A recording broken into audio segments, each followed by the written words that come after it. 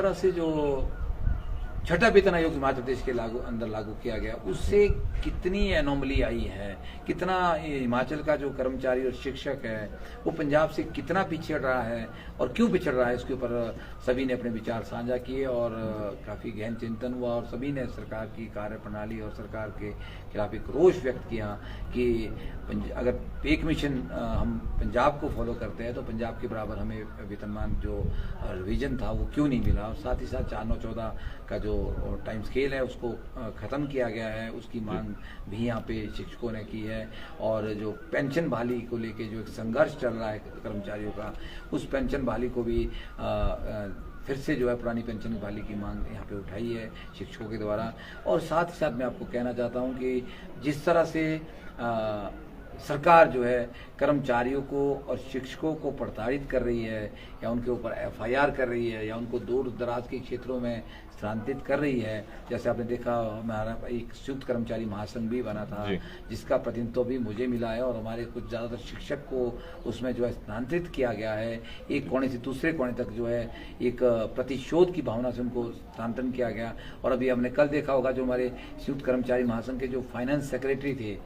खमेंद्र गुप्ता जी, जो परिवहन निगम की जो जेसीसी है उसके जनरल सेक्रेटरी भी है और हम संयुक्त कर्मचारी महासंघ में वो वित्त सचिव है, उनका भी कल स्थानांतरण कर दिया गया, उनको भी चंबा किया गया है। तो इस तरह से सरकार जो कर्मचारी विरोधी निर्णय ले रही है, जिस तरह कर्मचारियों को प्रताड़ित करने का काम कर रही है, कर्मचारियों को स्थानांतरित कर रही है या उनके ऊपर एफआईआर कर रही है, तो मतलब कुल मिला के कर्मचारियों में ये रोष है कि सरकार का कुल मिला के रवैया जो है वो कर्मचारी विरोधी है, कर्मचारियों की आवाज़ को दबाना चाहती है ताकि कर्मचारियों को कोई बेनिफिट नहीं देने का है। और एक बड़ी बात जो यहाँ बैठक के दौरान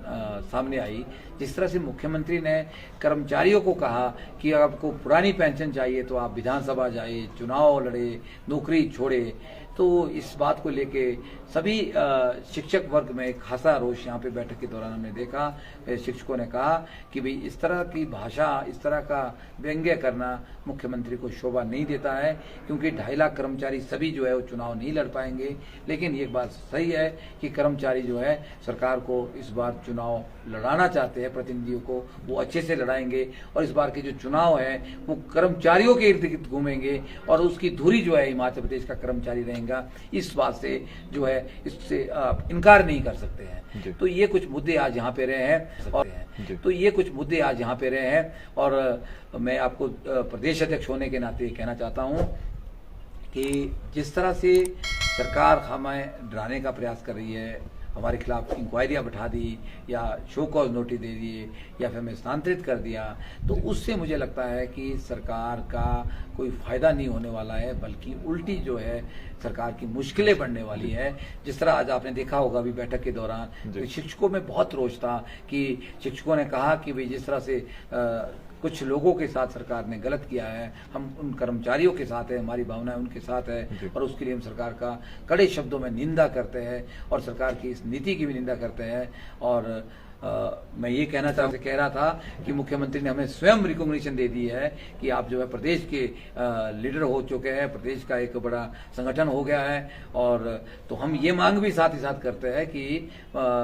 जीसीसी की बैठक के लिए संयुक्त कर्मचारी महासंघ को सरकार जल्दी बुलाए और सारी गतिरोध को तोड़े, क्योंकि जो एनजीओ एक जिसके साथ आपने पहले जीसीसी की थी उसका एक बहुत बड़ा फेलियर रहा है, उसका अस्तित्व भी खत्म हो गया है। इसलिए जो है आप संयुक्त कर्मचारी महासंघ के जो नेता है उनको जो है जीसीसी के लिए बुलाए और उसके बाद जो है आप जो मुद्दे हैं जो हमने डिमांड चार्टर दिया है, जो पेंशन की हमारी एनोमलीज है या और कोई मुद्दे हैं, उन सब का हल निकाले। अन्यथा जो है संयुक्त कर्मचारी महासंघ जो है प्रदेश व्यापी आंदोलन जो है उसको छेड़ेगा, उसकी सारी जिम्मेवारी जो है सरकार की होगी। मैं ये कहना चाह रहा था। आपकी मांगे पूरी नहीं की जाती है तो उसके बाद आपका अगला क्या होगा? देखिए कदम मैंने आपसे पहले ही बात स्पष्ट की है जी कि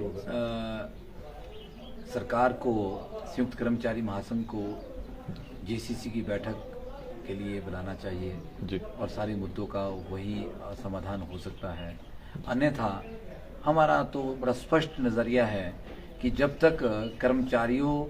के जो मुद्दे हैं, कर्मचारियों की जो पे विसंगति, इसमें लाखों रुपए का कर्मचारियों को नुकसान हो रहा है या पेंशन का मुद्दा है या और मुद्दे हैं, जब तक वो सरकार उसको बहाल नहीं करती है, हम खंड स्तर से जो है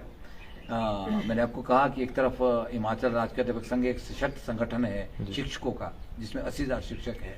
हम खंड स्तर से हिमाचल राज्य अध्यापक संघ के बैनर तले सभी ब्लॉक प्रधानों के माध्यम से हम जो है वो विरोध प्रदर्शन जारी करेंगे। वहीं दूसरी तरफ जो है, जो हमने एक संयुक्त कर्मचारी महासंघ बनाया है, जिसमें 41 संगठन है अलग अलग विभागों के, उस मंच के माध्यम से भी हम खंड स्तर से लेकर जो है वो जिलों पे और राज्य स्तर पे भी हम जो है तब तक सरकार के खिलाफ जो है एक जन आक्रोश पैदा करेंगे, और जब तक जो है सरकार जो है हमारी बात को नहीं मानती। धन्यवाद।